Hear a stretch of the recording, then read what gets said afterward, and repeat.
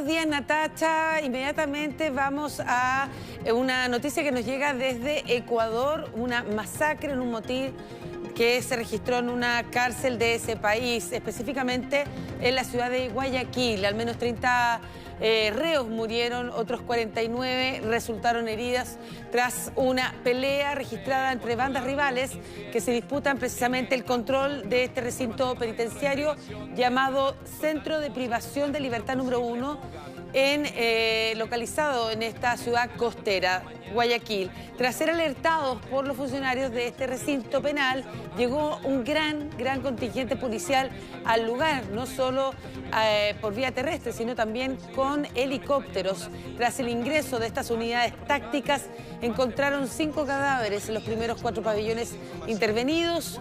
Luego, en el quinto, donde se concentró precisamente este enfrentamiento, se encontraron otros 19 muertos por impacto de bala y efectos de granadas explosivas. Mientras las 49 personas heridas fueron trasladadas inmediatamente a los exteriores de esta cárcel para recibir los primeros auxilios por parte de paramédicos. Horas más tarde, las autoridades locales informaron que ya habían retomado el orden en esa cárcel.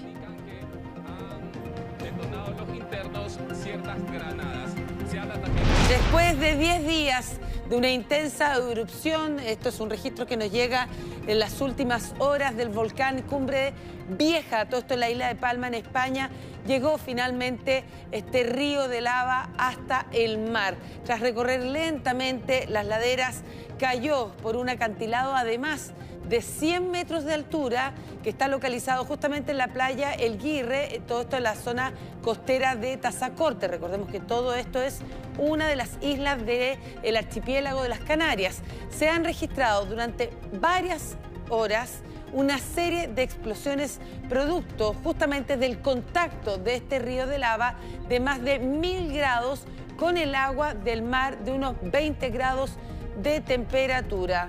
Es el mismo fenómeno cuando uno le echa agua a un sartén, ¿verdad?, con aceite caliente. Son imágenes en vivo que nos llegan y se ven cómo sigue aflorando esta situación. Bueno, en ese caso las explosiones están formando, además, para que usted se haga una idea, una gigantesca nube. Son gases que pueden resultar tóxicos para los ojos, los pulmones y la piel. Es por eso que las autoridades recomiendan permanecer al menos a 3,5 kilómetros de este volcán. Se escucha con mucha fuerza cada vez que se produce este contacto de la lava con el agua marina. El material magmático que ha caído en el mar ha formado una especie de pirámide de más de 50 metros de altura, según lo ha informado el Instituto Español de Oceanografía. Según el reporte de hoy, en el que además hay nuevos registros de cómo la lava sigue arrasando decenas de viviendas, da cuenta que hasta el momento el fenómeno ha destruido ya más de 600 casas. También hay colegios involucrados, centros de salud, iglesias, carreteras, amplias áreas de cultivo. En su mayoría son plantaciones de plátanos. La mayoría de las viviendas afectadas corresponden a las 6.200 personas que habían sido evacuadas por esta emergencia, mientras otros permanecen en casas de amigos, familiares, centros sociosanitarios y hoteles. Y la Casa Milagro ya no es tal. Usted recordará este río de lava que recorrió y formó esta verdadera isla. Por eso se llamaba la Casa Milagro. Es una casa de veraneo de un matrimonio danés. Y la verdad es que esta imagen daba mucha esperanza de lo que podía ocurrir en los próximos días. Recordemos que esta es una erupción que se va a extender por más de 80 días. Se habla hasta fines de noviembre por lo menos, y lamentablemente se supo que en las últimas horas la lava devoró esta casa que estaba rodeada de 3.000 metros de viña y por supuesto el jardín que colindaba con este inmueble. Lo hemos perdido todo, dijeron sus dueños desde Dinamarca cuando se enteraron de lo ocurrido a través de la prensa ahí de las Canarias. Y como les decía, no estaban en ese momento en la casa y tampoco había sido evacuado porque ellos son turistas daneses que cuentan con esta casa de veraneo, que contaban, en definitiva, con esta casa que también fue arrasada en las últimas horas.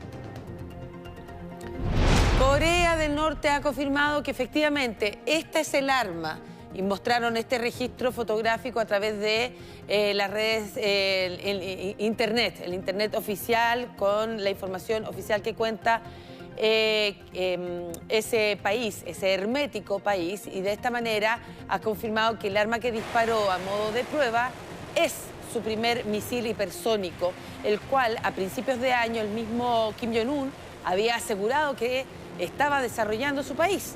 Pues bien, se trata del lanzamiento del Hwasong-8, fue realizado por la Academia de Ciencias de la Defensa desde Toyangri, que es la provincia de Chang'an, todo esto obviamente en Norcorea, en la zona norte de ese país, y no contó en esta oportunidad con la presencia del líder norcoreano supervisando este lanzamiento. Aunque se trata de una tecnología que actualmente está poco desarrollada y muy pocos países tienen operativa, los misiles hipersónicos son aquellos que técnicamente al volar rompen al menos 5 veces la barrera del sonido, es decir, superarían además los 6.000 kilómetros por hora, lo que haría imposible interceptarlos. Según la propaganda de Corea del Norte, la prueba ha servido para impulsar este tipo de armamentos, cuyo desarrollo es una de las 5 principales prioridades que se ha planteado el Congreso del Partido Único desde enero pasado. El Partido Liberal Democrático ha elegido a Fumio Kishida como próximo primer ministro de Japón. El exministro de Relaciones Exteriores tiene 64 años, obtuvo 257 votos en la segunda vuelta de esta elección interna frente a los 170 de su principal contendor, Taro Kono. Por lo tanto, se convertirá en el nuevo primer ministro tras una votación parlamentaria el próximo 4 de octubre. Mientras tanto, Kono, de 58 años, es una de las figuras políticas más conocidas de ese país y además es el actual ministro de Reforma Administrativa y Regulatoria en el gabinete del saliente Yoshihide Suga. Bueno, las elecciones primarias han sido celebradas después que el actual líder del partido y primer ministro japonés, que les decía Yoshihide Suga, anunciara, ¿verdad?, que no se presentaría a esta reelección para centrarse en la lucha contra la pandemia del coronavirus. Imágenes impactantes que nos llegan desde Tailandia dan cuenta de estas gigantescas inundaciones. El último reporte habla de al menos 6 personas fallecidas producto de estas inundaciones que fueron provocadas por la tormenta Dianmu. Una treintena de provincias han sido azotadas por estas fuertes lluvias. Desde la semana pasada, el gobierno ha declarado el estado de desastre en 23 de estas provincias para poder así desplegar los medios necesarios que faciliten, en definitiva, hacer frente a esta nueva emergencia meteorológica que afecta principalmente a la zona norte de ese país. Además, el cauce del río Chao Phraya es el mayor de Tailandia, ha aumentado considerablemente, tal y como ha alertado la Agencia de Protección Civil, lo que podría provocar más inundaciones, incluyendo a la capital, a Bangkok.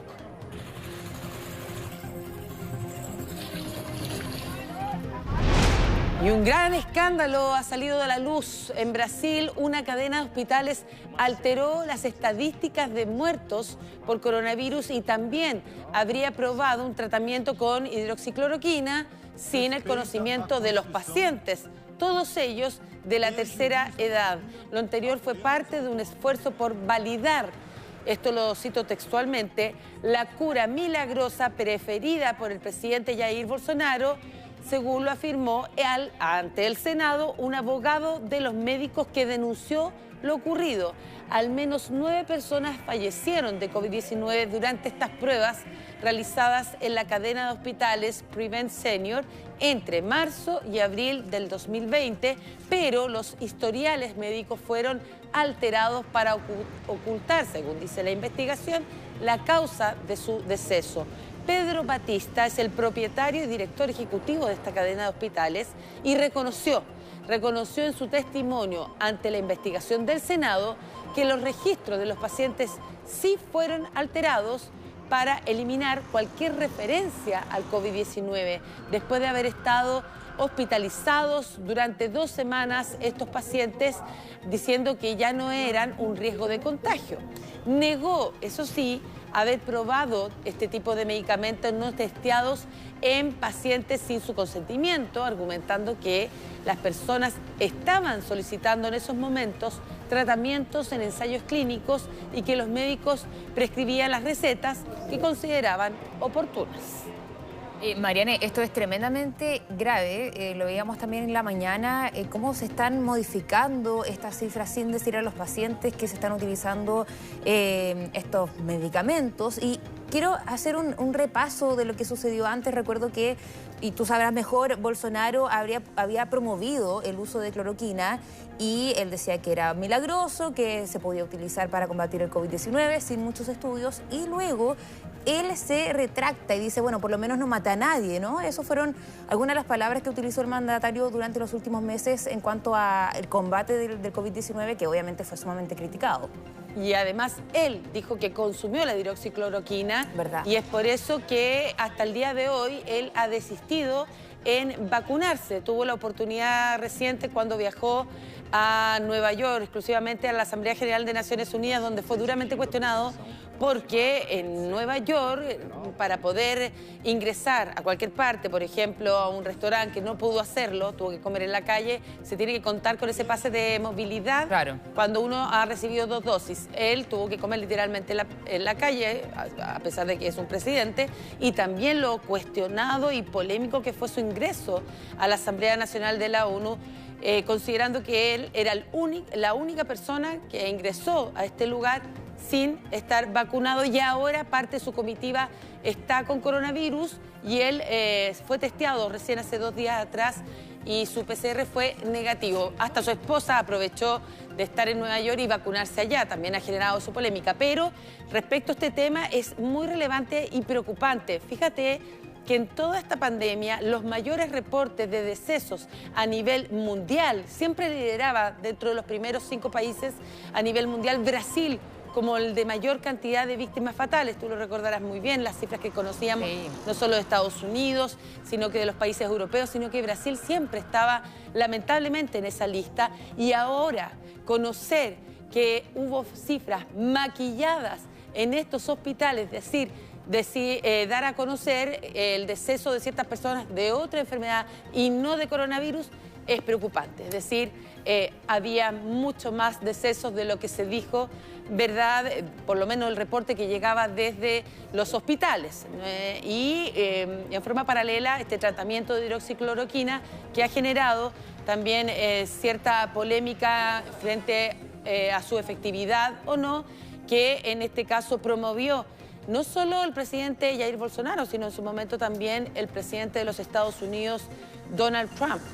De hecho, Chile, en su momento, cuando estaba de ministro de Salud Mañalich, también él reconoció la compra de Chile de ese medicamento. Por lo tanto, es parte, digamos, de la polémica en momentos en que se hacían además. Imagínate lo que también se le cuestiona en esta investigación, y lo está investigando el Senado de Brasil.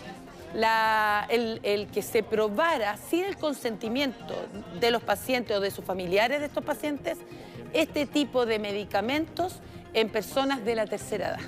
Bueno, me imagino que también, Mariane, esto va a tener obviamente consecuencias políticas y una investigación a fondo sobre este tema, ¿no? Exactamente. De hecho, por eso ya está en la investigación en el Senado, porque como te decía, este es un problema y un escándalo que involucra a todo un país en una pandemia, durante un gobierno negacionista, que también ha sido cuestionado en cómo ha enfrentado esta pandemia, por lo tanto es parte de la investigación, porque es una cadena de hospitales bastante relevante de Brasil. Vamos con otras noticias y vamos a cambiar un poco el tono.